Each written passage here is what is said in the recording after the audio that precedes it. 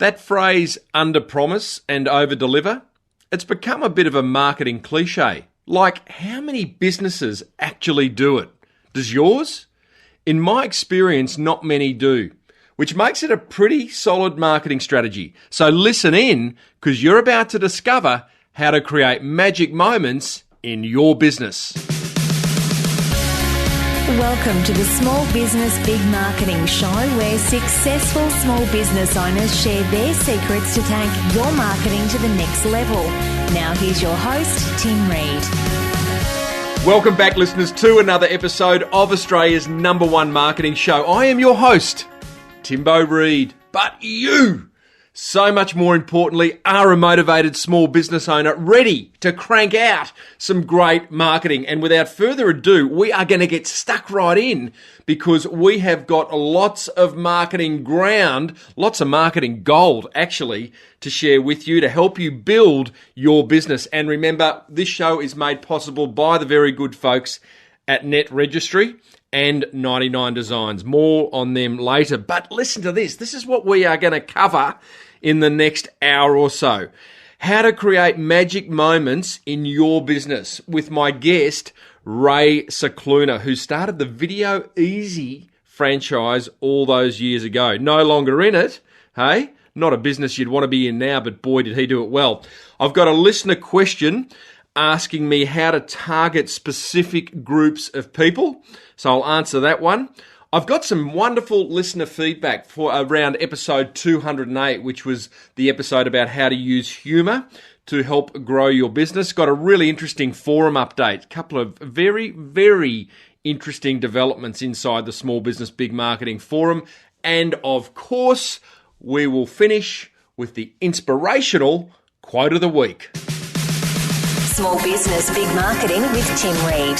smallbusinessbigmarketing.com. Righto, let's get stuck into a listener question. Now, these listener questions are made possible thanks to the Small Business Big Marketing Forum. And as I said, a couple of interesting updates. But first, this is a question from Terence Jansen. Terence says, "Hey Timbo, love your podcast. It gives me lots of energy to work on my business." Nice, Terence. We like working on the business, not always in the business. Terence says, "My target clients," call them your best mates, Terence, "are brides, grooms, and corporate clients. I deliver yoga and fitness classes, but I am struggling to identify how best to market to these groups. For corporate clients, cold calling and following up with a prospectus appears to have a low rate of success, and establishing a corporate class tends to require an advocate within an organisation." Yeah, well, that's true. I'll show you how to get one of those, or at least get to them. For wedding groups, I am thinking wedding expos and some content marketing. Yeah, expos can be expensive, but could be effective. Thinking about content marketing, about remaining stress-free on the lead up to the wedding day. Interesting. He goes on to say, "Do you have some tips? Do you have some tips, or should I sign up to your forum?" Obvious question, he puts in brackets. Well, of course, I think you should sign up to the Small Business Big Marketing Forum, Terence. That's a no-brainer. But I'll give you some quick start ideas now. He goes on to say, "Anyhow, congratulations on 200 episodes. You've helped me through my first 18 months of business." My pleasure. I mostly escaped from Planet Cubicle. Still in the cubicle, Terence. Good on you, mate. Well, good luck with escaping it full time. Here's a couple of tips on how I can help you do that, targeting those two client groups. Number one, corporate-wise, getting to those corporates, have a listen to the episode in where I interviewed the owner of Fruitbox, Martin Helfen. It's episode 198, and I'll put it in the show notes for this episode, which is episode 210. Head over to smallbusinessbigmarketing.com.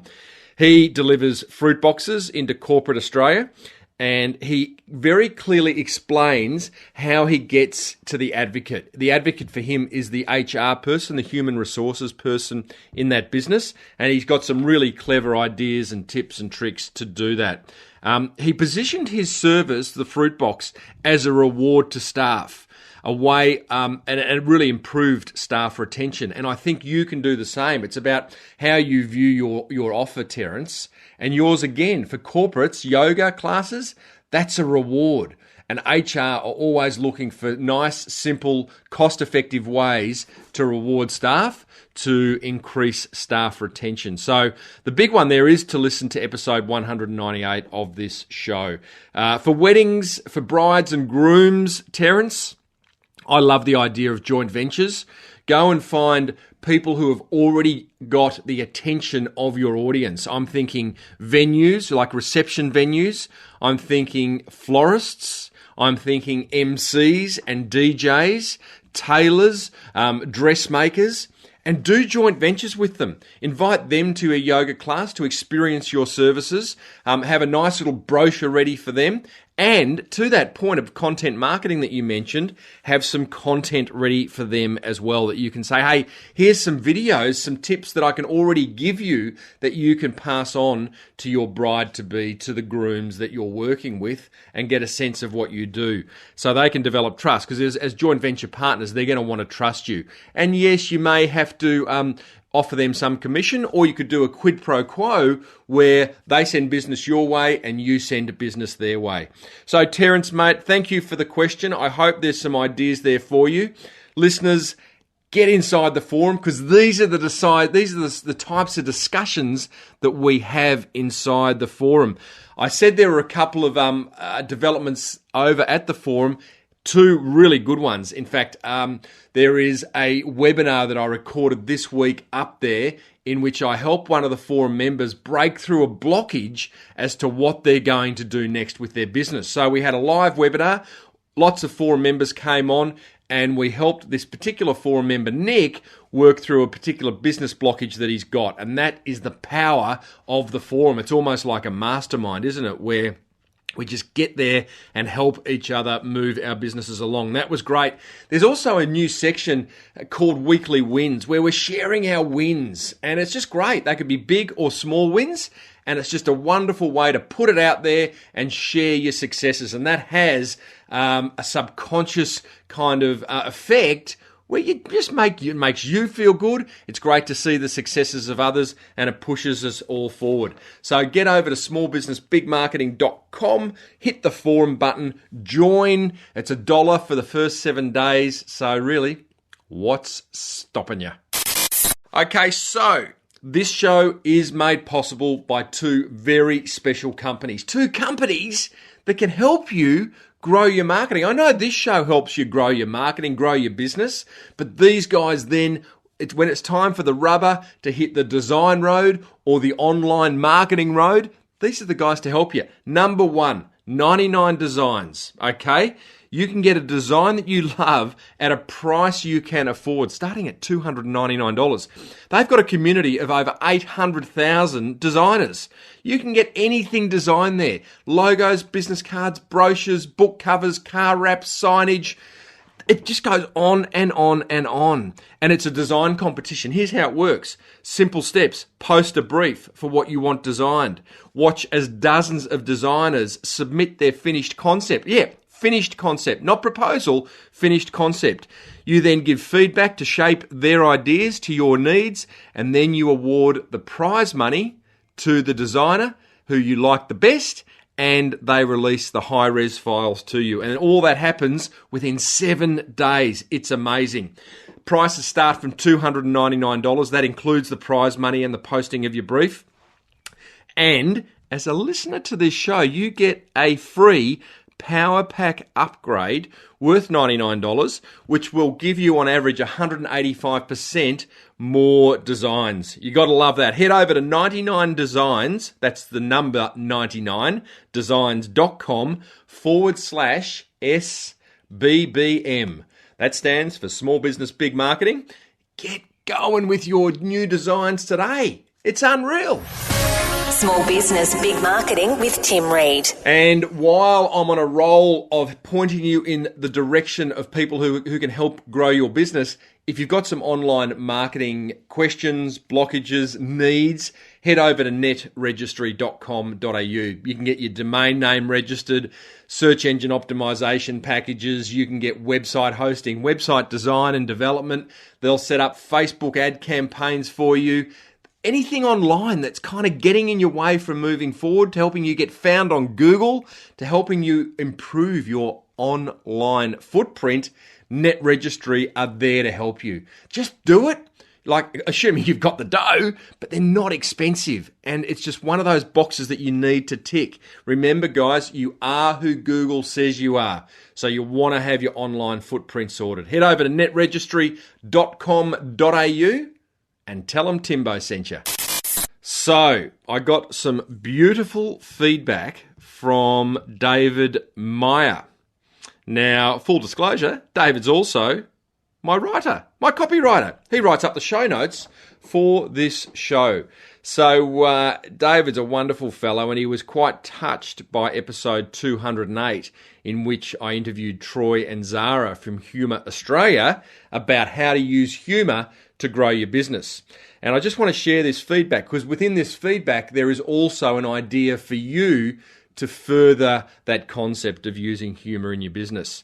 David says, when Zara was talking about putting some space between you and your reaction and using humour as compassion, I was nodding along, because these are all really strong principles of mindfulness and Buddhist practice. For example, one kind of meditation I like to do that builds compassion and connection is when I see someone in some kind of pain. Now have a think, guys, and work with this in terms of you in front of a client. I try to breathe in their pain and breathe out something good for them. If this gets a bit woo-woo, it works though, all right? Woo-woo is good. If there is somebody in the supermarket struggling to be patient with a long queue, I would breathe in and feel their frustration and breathe out calmness for them. This is basically a practice that helps us to train our brains in being compassionate in our everyday lives. It's a good thing in general. Totally agree with that, David. But could be particularly useful for business owners who need to work on forming connections with clients or who struggle when working with difficult people. Oh yeah. And it shows that a meditation is not always sitting cross-legged on the floor. Absolutely it's not. Meditation is just that beautiful singular focus on one thing, really. Recently, there's been a lot of scientific interest in mindfulness practice, and it's been shown to build grey matter in parts of the brain that help us with emotional connection, compassion, creativity, productivity, and that it decreases in the areas connected with stress and anxiety. David, that is a wonderful piece of feedback about that episode, but also a great tip for anyone listening. Stopping and putting a moment between you and whatever you're working on is a great thing. And I love the idea of, you're about to ring a client or walk into a client meeting, just visualizing that client, giving them some good energy, giving them some good thoughts will actually change the way you interact with that client. We'll put some positive energy into that relationship that you're about to have with that person. So thank you so much, David, for that input. And listeners, any input you have, head over to the show notes for the episode you've listened to at smallbusinessbigmarketing.com and leave a comment. I read them all and I respond to them all over at smallbusinessbigmarketing.com. Small Business Big Marketing with Tim Reid. smallbusinessbigmarketing.com. Okay, well, that was a magical bit of feedback, and here is a magical interview. How's that for a segue? Now, this is, I want to introduce my guest. His name is Ray Scicluna. Ray is an interesting fellow. I met him at a conference last week on the Gold Coast that we both spoke at. And I'd also previously been told about Ray as someone I should connect with and go and hear speak. And I did. I sat through his session and it was fantastic. How's this? Ray left school at 13, grew up in the tough western suburbs of Melbourne. He couldn't read or write till the age of 31. But at the age of 27, he had a business turning over $90 million. But by the age of 29, bankrupt. But then he made a fortune by bringing the Video Easy franchise to Australia and New Zealand. How's that? Very old school, the old video stores. But boy, did he do a good job with those Video Easy stores. And his secret sauce, I should say, were magic moments, creating magic moments that surprised and delighted clients. So this is a bit of a continuing discussion almost from a previous episode with Joshua Nichols from Platinum Electricians, where he talked about those 1%ers That really got some traction, that discussion, and this will continue that kind of discussion. Magic moments are wonderful. There's not enough of them, as I said at the start of this episode. So let's get stuck into it. Here is Ray Scicluna.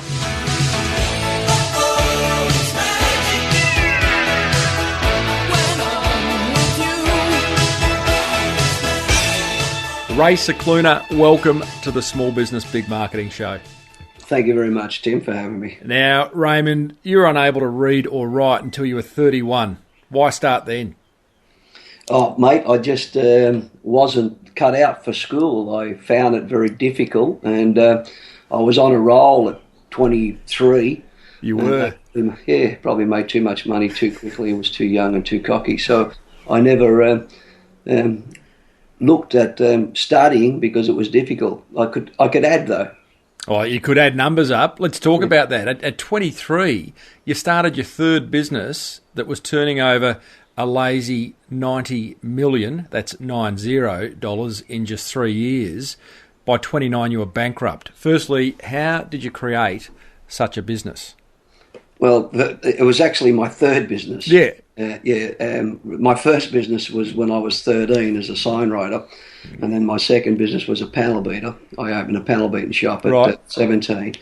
So from 17, at 21, I got into video because I was a movie buff, and we went over to the United States and we found an old Philips, or the first Philips recorder that came out with the 1-inch band recording format, and we decided to open up a video library. From there, I decided to look at wholesaling videos because we couldn't get enough videos to open up new or bigger or better stores.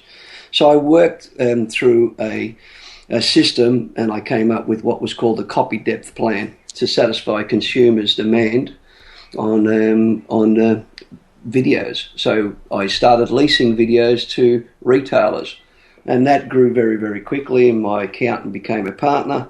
And from there, we started to lease probably 14,000, 15,000 new releases a day for $1. So this is a wholesale business that you gave videos to retail outlets, correct? That's right, yeah. Right. We leased them to them. So they rented the videos of us for $1, where they used to buy them for $138 for a video cassette. Okay. Yeah, right. So we leased it to them for $1. So rather than them trying to buy one or two to satisfy copy depth, they were able to lease 10, 15, 20 at a time for a short period of time and give them back to us. We then would put that into the wholesale division, and we set up 4 wholesales around Australia to start to help stores open with better product. So mate, the cash register was rather busy, filling up on a daily basis. What happened? Mate, I sold to an American firm called RIA in the 80s, I think in 83, 80, actually 84, just in that area. And I went to Singapore. They brought my wholesale division, and they wanted to franchise in Australia. They brought also Focus Video, and they wanted to use the leasing concept for their franchise only. Yeah, we did a deal. It was the best deal that I'd done in my life. It was unconditional. So I wasn't allowed to wholesale, I wasn't allowed to retail, I wasn't allowed to franchise. So we did that deal, and within 3 months of doing the deal and putting pen to paper and getting a deposit, stock market crashed. The Bank of the Westpac, I think actually Westpac or Bank of Perth, they called in their funds from RIA. They put me then in receivership as a unsecured creditor, and yeah, so life went from the very high to the very low very quickly, and I had to fight that battle for 18 months in courts, and managed to get it back. But by that time, I've already exhausted a lot of funds and couldn't get the wholesale division back to where it was. So yeah, just came and went fairly quickly. So you went bankrupt? Well, what happens is I once I did that deal and got the business back, I had to then sit with creditors, and I negotiated a successful payment plan to get back on to the distribution or the leasing program. And I was doing that for probably 8 months. All the creditors agreed, but then Village Roadshow decided to wanting to wipe off their $600,000 through their insurance and claim it as a debt and wipe it off on their taxes. So to do that, they had to put me into bankruptcy. Right. And so that's the story there. And there's a moment where you had to ring your old man and tell him what happened. Well, yeah, at the end of the day, the house was put up for sale. Whose house? The family house? Yeah, the family home, I called it, but he corrected me and said, son, you lost our house, not our home. We still have a house. We just don't have a home to put it in. You know? So that gave me a little bit more of inspiration to, start life again, but also look at it in a different way. And I decided then to maybe educate myself to be a little smarter or brighter in those areas. You're obviously a positive fellow. It would have been a tough time. Is there a kind of secret to maintaining? Because you could have gone one of two ways. You could have thrown the towel in, or you could have fought back. You got a bit of Rocky about you. You got a bit of you're a movie buff. You're a cross between Sylvester Stallone and Al Pacino, I reckon. Having seen you last week. Well, yeah. Look, I think I'm probably a bit grateful that I was brought up in the western suburbs of Melbourne, and I was surrounded by friends and fighters. Yeah, well, in those days, the motto was that my life depended on the people around me, and I certainly knew growing into the business world that my business depended on the people around me again. So, do you still live by that motto? Start with either him. So if I had nothing, as my father pointed out to me, he said, son, you've been all over the world, you made a lot of money, you employed a lot of people, you've had a great journey, at the end of the day, you're far better and far more knowledgeable than when you started. So take it in your stride, and these things bring out the best in people, so let's go. Because I said to him... That's great advice. Yeah, I said, Dad, I gave it my best shot. He said, you haven't even begun. You're 29 years old. Oh. He said, tell me you gave it your best shot when someone's reading your eulogy, And so, yeah, he just, we rented a house, and I have four brothers and one sister, and many cousins and relationships, so we moved on. And, jeez, mate, what a great old man. I mean, that's just solid advice. Yeah, what was that Monty Python line? You come with nothing, you're going back with nothing, so what are you lost? Nothing. That's it, mate. I was pretty good in that area. Yeah. Goodness me. I was fortunate enough to, whilst I was selling to RIA, I was fortunate enough to learn a little bit about the Blockbuster franchise in the United States, because I travelled there to be able to do that deal. And I was going to actually go and live in the United States and work with RIA for a while, setting up a wholesale division there. But, when I got back, we decided to franchise, put 100 retailers in the room, and we told them about a concept, and they walked away with 70 of them put $20,000 on the table for a territory. So, and is that how Video Easy was born? Well, it was actually Fountain Flicks. Fountain Flicks. Video Easy came, probably a year later. So I had 70 Fountain Flick stores, franchise. And then Video Easy, a friend of mine had the name and 13 stores, and he wanted to join our brand. And I took that name and then converted all our stores to Video Easy because it made more sense. All right, well, let's talk about that, because Video Easy was a wonderful success story, and I know you used marketing very cleverly. And, this is pre-internet, so it's always fun to have an old-school marketing discussion, Ray. Yeah. Marketing at Video Easy became for overseas listeners, it's kind of like just an amazingly, a very strong Australian brand name. Almost kind of symbolic. It represents the whole of the video retail market in Australia. So, what was your view on marketing back there, and what aspects of marketing did you most use? Well, back in those days, and we're talking that I sold it off 16 years ago.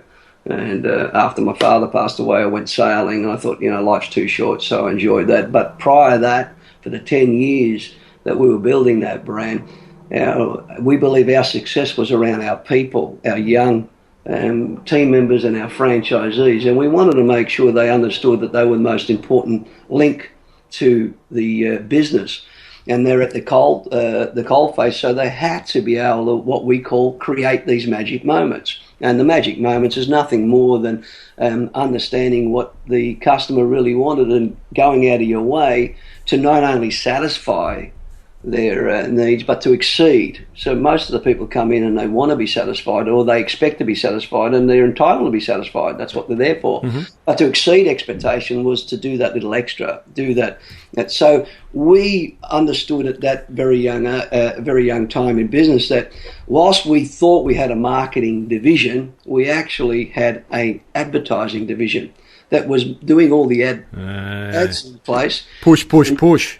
Yeah, so we had to align ourselves with our training. So our marketing division was all-encompassing process, and we made sure that marketing included our training. So every time we did a campaign for $1 million, we would do a $100,000 training exercise around the country to make sure that our team members had a buy-in. They knew exactly what we were doing, and they also knew that they had to deliver the promises we were making. So we needed to get them involved in that area.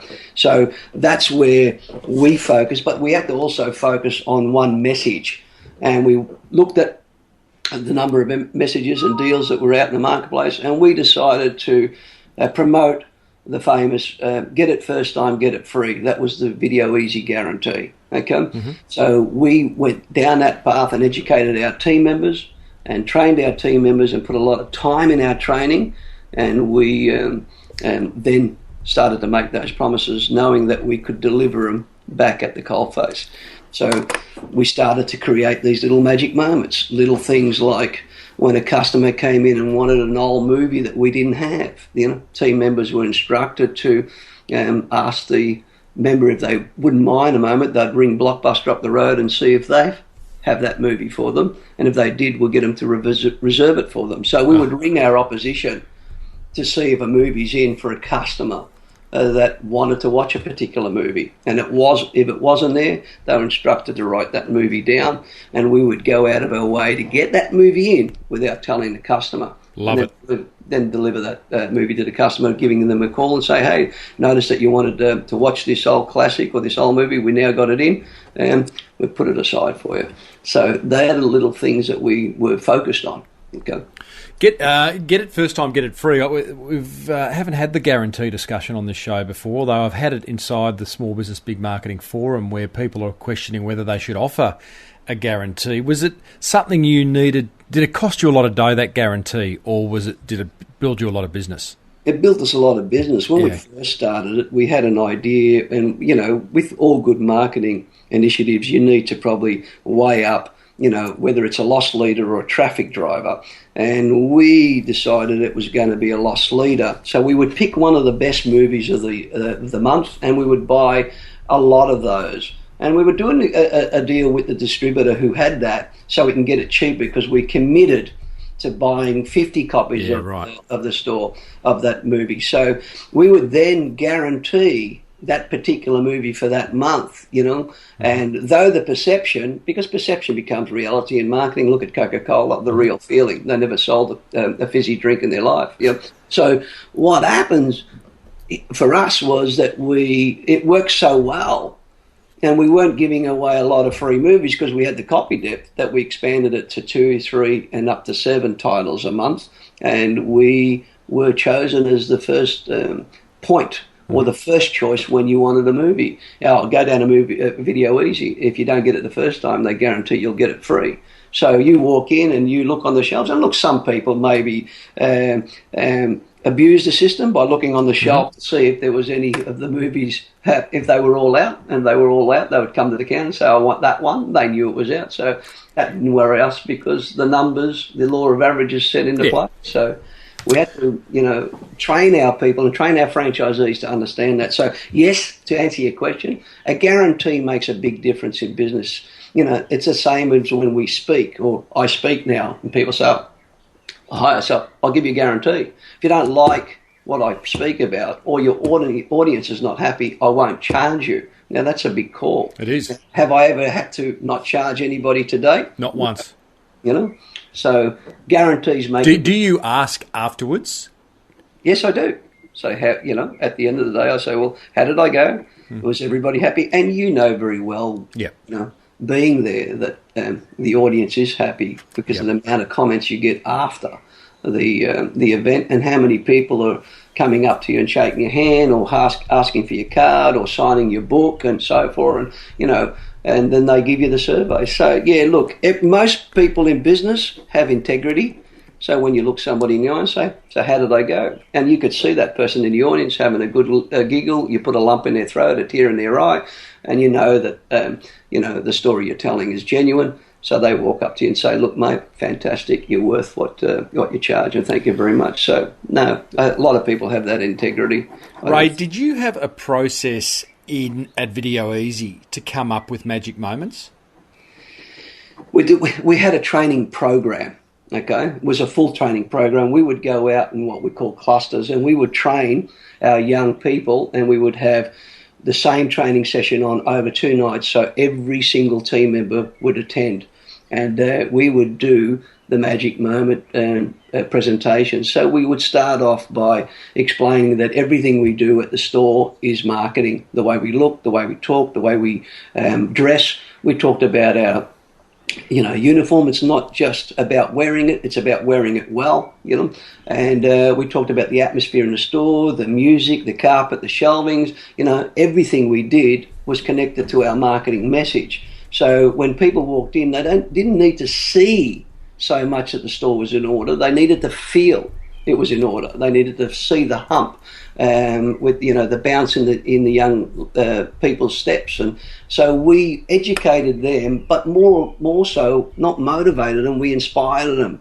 to do better, and we talked about their lives and what they wanted to be when they grew up, because we created magic moments with our team, and that meant that we wanted to listen to their baggage, because if their foundation wasn't good at home, it would affect their productivity back at work. So most people always in business have the philosophy that says, well, start at 8 o'clock, leave your baggage at the door. Now, we wanted them to bring their baggage in, because we were naive to think if we didn't, they wouldn't be talking about it at lunchtime. So we wanted to help as many of the young kids understand that we had a career at Video Easy as well, or they could have ended up being a franchisee, because 50 of our managers were supported throughout this process of 10 years to open up their own Video Easy store. Now, they never dreamed at any point that they would get their own business, but they showed the initiative. So everybody started to understand that it was a people-focused culture, not a customer-focused culture. Now, a couple of things there. One is beautiful consistency of touch points. I love the way you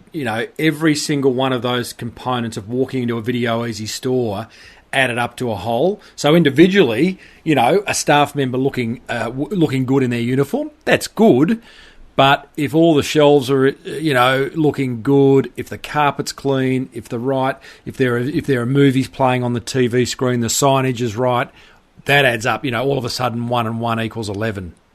Absolutely, Tim. And when you're advertising on TV, as we were in those days, and on radio, a lot of people had an image. So we would pick the best people to advertise, of course. But what we started doing is using our real people on our TV ads, our real team members. Yeah. Because no good portraying this and then going into a store that didn't shine. Now, I can't vouch for them today, but I know 16 years ago anybody walked in a Video Easy store, because I have photos of all of them, and they looked every inch a champion, because they believed in that whole process. So they started creating magic moments. Kids have started to look at how to create those moments. Okay, so that's what I'm interested in. So all of a sudden, you and your management team, I'm guessing, came up with some magic moments, like the guarantee, and like ringing Blockbuster down the road to see if they had the video if you didn't. You went out and trained the young people on your team with those magic moments. But there was a point then when all of a sudden you're starting to get phone calls or emails saying, "Hey, what about this, Mr. Scicluna?" Mm. Well, absolutely. Look, we had our young kids take ownership in some of those areas. So some of the things that would come through that made a big difference to our income. Okay, so what we were looking for was, what was our fries with that? Okay, you look at McDonald's and they had 20,000 young people simultaneously every second ask you whether you want fries with that. So what was our fries? How could we be unique but individual at the same time? And so young people started to work towards, our birthday cards. We used to give our birthday cards to people, and everybody was doing that, And so they would turn around and say, well, look, Ray, we've got a great idea. So what's that? And they said, we want to give our birthday cards. I said, well, that's what we do now. And they said, yeah, but we don't want you to give us a Video Easy birthday card. We want to go and buy birthday cards. I said, well, great, that's a great idea. And what do you want to do with them? And they wanted to send out the birthday cards, which worked a treat, an absolute treat, because they sent out birthday cards to only males. And the males were the ones that appreciated it more than anybody. Right. And people would say, well, I find that hard to believe. Well, let me tell you what the young kids put in place. They sent out birthday cards to the males, a blank one, with a voucher for a dinner with one of our partners in our clusters, because we did partner up with people that did massage, car washes, all that sort of stuff, flowers, chocolates and dinners and so forth. And we would give the partners, deals at our stores so they can market as well. But they sent the male birthday card to males with a letter. And the birthday card was a lovely birthday card with nothing in it, and said, "Dear Tim, we just want to remind you it's your wife's birthday next week. We've enclosed a blank birthday card with a dinner for two for both of you. Hope you enjoy." At the end of the day, so they reminded the male that his wife's birthday was next week, and we went and brought a lovely card on his behalf to give out.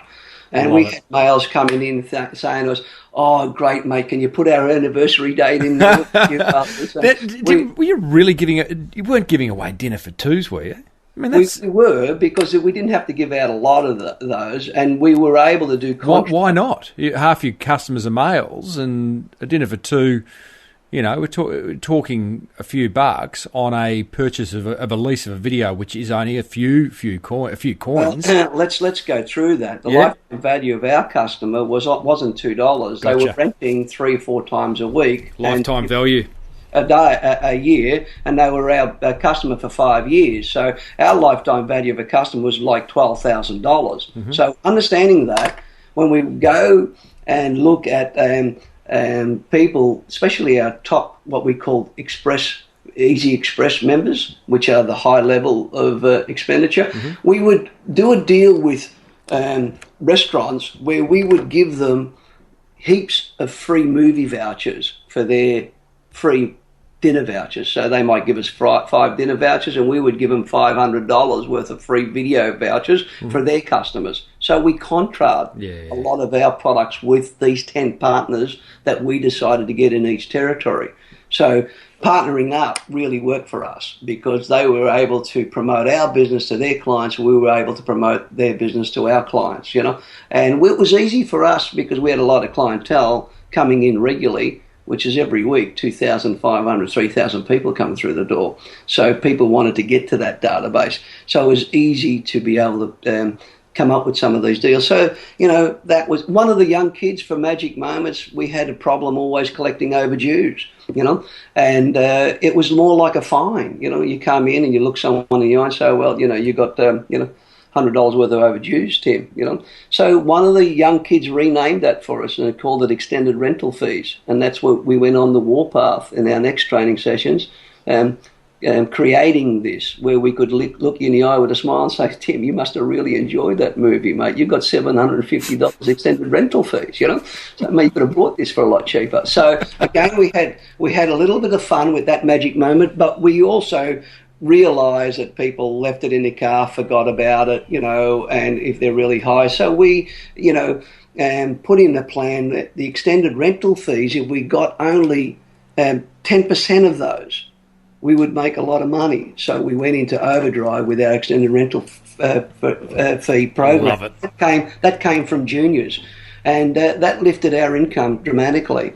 And so we were looking for all these sort of things, to be able to do. But mostly it was how the teams acted at the time of point of purchase, and, how they were respectful and how they understood very quickly the personality of the person they're talking to, because we have different people. Some people want to get in and out very quickly. You can see that. And some people want to chat.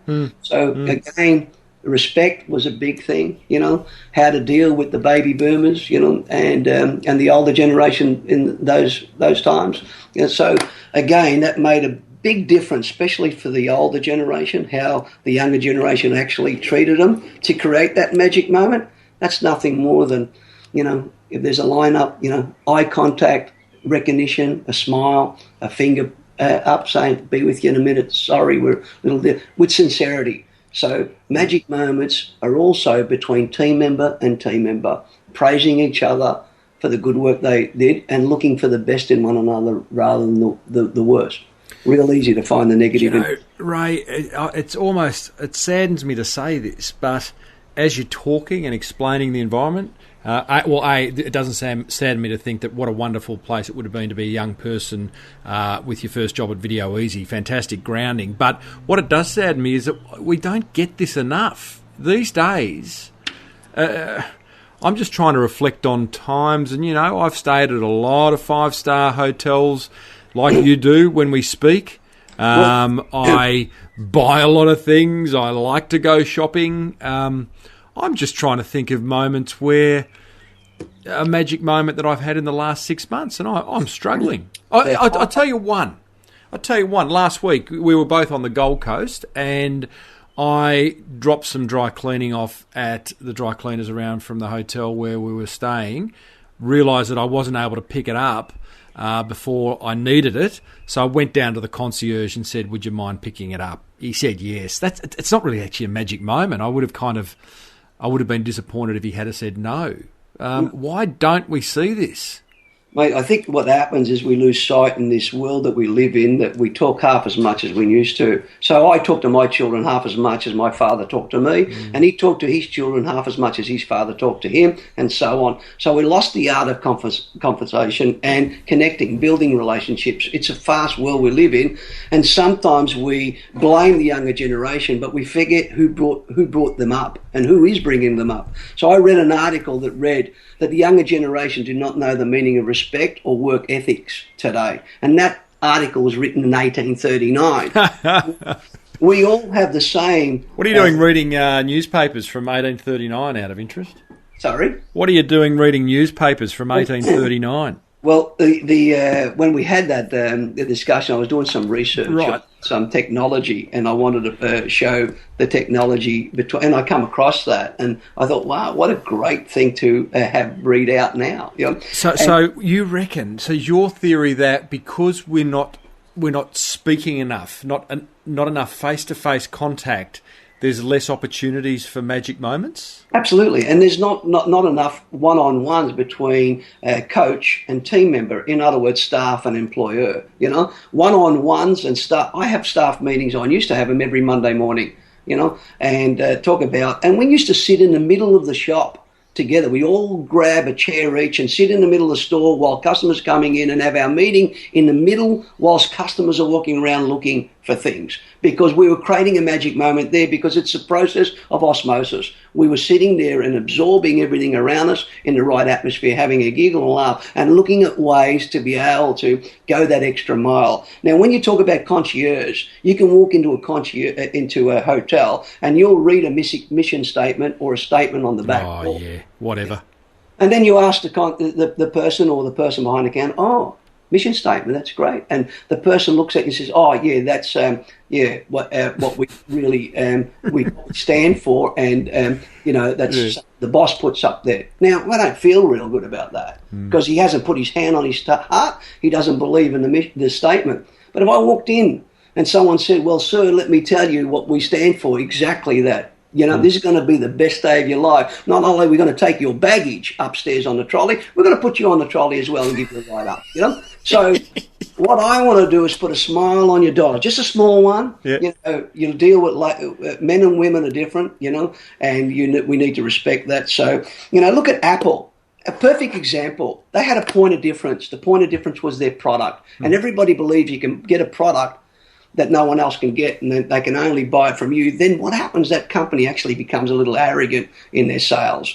Because Apple, you couldn't buy it from anywhere else but Apple in the old days. But when they realised that the magic moments were all based in their young people in red and blue, the geeks of the world, when you walk into their environment, now they have more money surplus, they can bail out Greece from bankruptcy. So it wasn't about the Apple computer, it was a combination of feel, look, taste, and the people. The people were delivering that those magic moments. Well, Apple's magic moment, and careful, mate, you like calling my children ugly by saying Apple's arrogant. I do love Apple, Ray. I said that people that have their own product start to become arrogant and sell it a different way. I didn't say Apple. Yeah, right. Okay. But Apple's magic moment in itself is probably one of the biggest ones I can think of, and we almost kind of take it for granted, but it's the only computer brand that actually has retail stores that you can go into and seek help from. Absolutely. It's a massive magic moment. So you don't need to recognise it or be told about it. You actually feel... Correct. You're right. You're in the right environment. You can feel it. People feel things when they're in order. They don't have to actually see it. They don't have to be told about it. You actually know. And see, my wife comes out a lot of retail stores and she has her arms crossed and her head shaking. And I say, what? She says, don't even go down there. She's dissatisfied.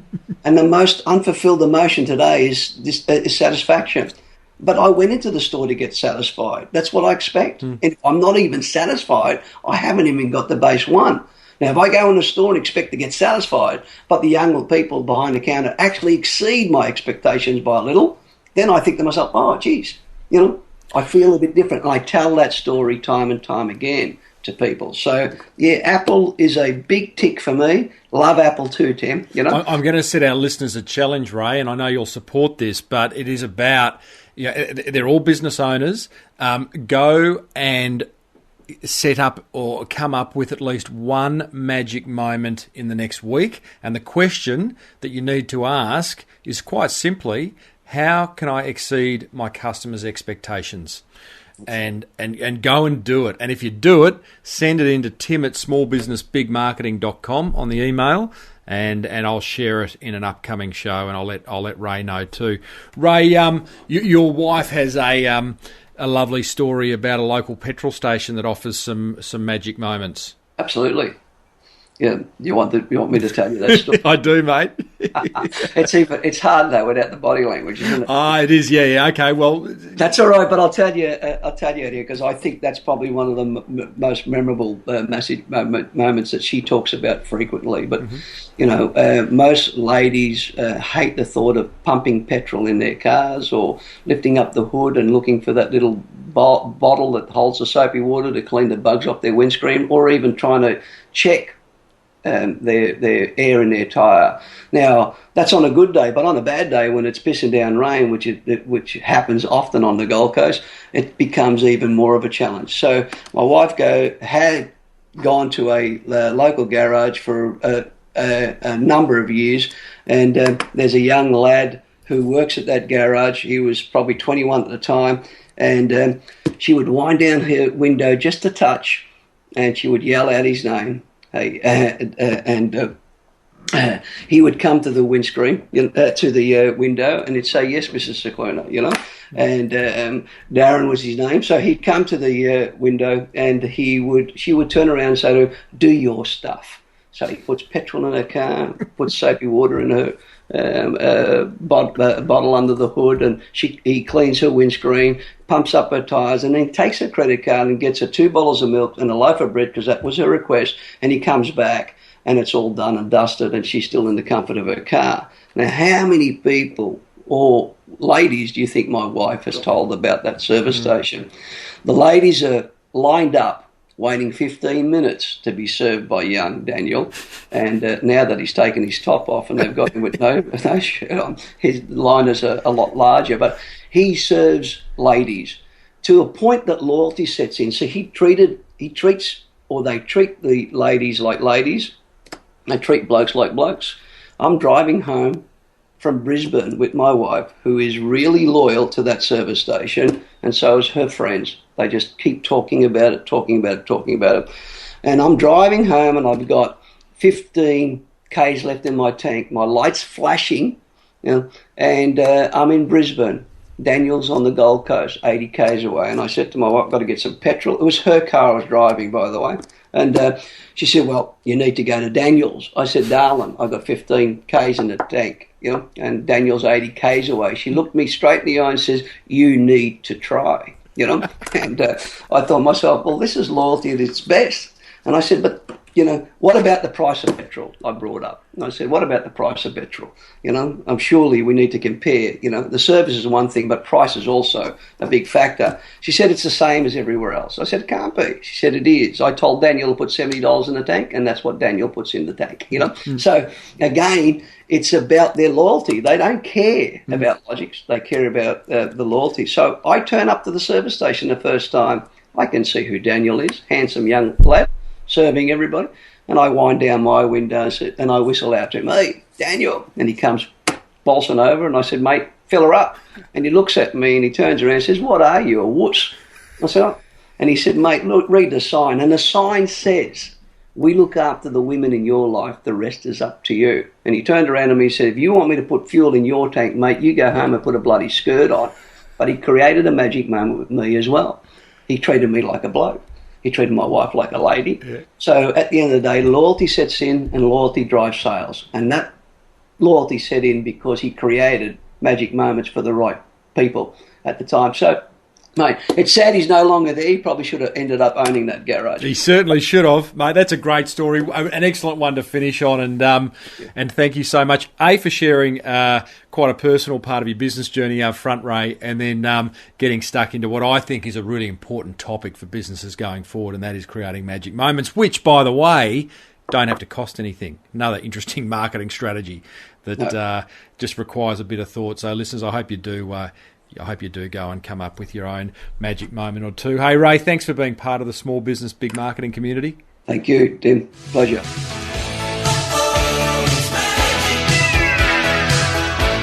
Oh, I love that song by the Cars, 1980s. Love it. Takes me right back. Big hair, shoulder pads, all that stuff. Love it. Oh, I digress. Hey, what about that interview with Ray and the challenge to be set? Hey, I want to hear about your magic moments that you develop as a result of it. Now, I want to share my top 3 learnings thanks to 99designs.com/SBBM and to the very good folk at Net Registry. My number 1 learning from it, well, actually, they're not in particular order, but they could be this time. Number 1, create magic moments, guys. Like, we've just got to do that. We've got to exceed our clients' and our customers' expectations and as a result, get talked about. That will create word of mouth and it will create word of mouse. So go ahead and start creating magic moments. Make that like number 1 point in your marketing strategy, alongside all the other things you got to do, but that would be a good one. Number 2, what's your would you like fries with that offer? I think it's a great question to ask ourselves, again, being able to upsell people to something more is a good thing. McDonald's have done it for years. It works. And again, it's something we could all inject into our businesses. And number 3, I love the way Ray talked about touch point consistency. When you walked in to a Video Easy store, there was this beautiful consistency, there was the staff looked great in the uniforms, the shelves were all stocked, there was great signage, the place was clean, there were movies playing on the TV screen, and it was the same no matter what Video Easy store you walked into. So that's important. And by the way, if you want to get kind of your branding consistency done or design consistency sorted out, that's a great way to use 99 Designs. They have a brand identity pack where you can get all your stationery and all the different bits and bobs of your marketing touch points done by the one designer. So there's this beautiful consistency. So there you go. There are my 3 learnings from my chat with Ray. Love to know what yours are. Head over to smallbusinessbigmarketing.com. Look for episode 210 and leave a comment in the show notes. Would love to hear from you. But right now, go and start creating some magic moments. Small Business Big Marketing with Tim Reid. Righto, we're nearly at the end, but I want to share an inspirational quote of the week with you. It's from Abraham Lincoln.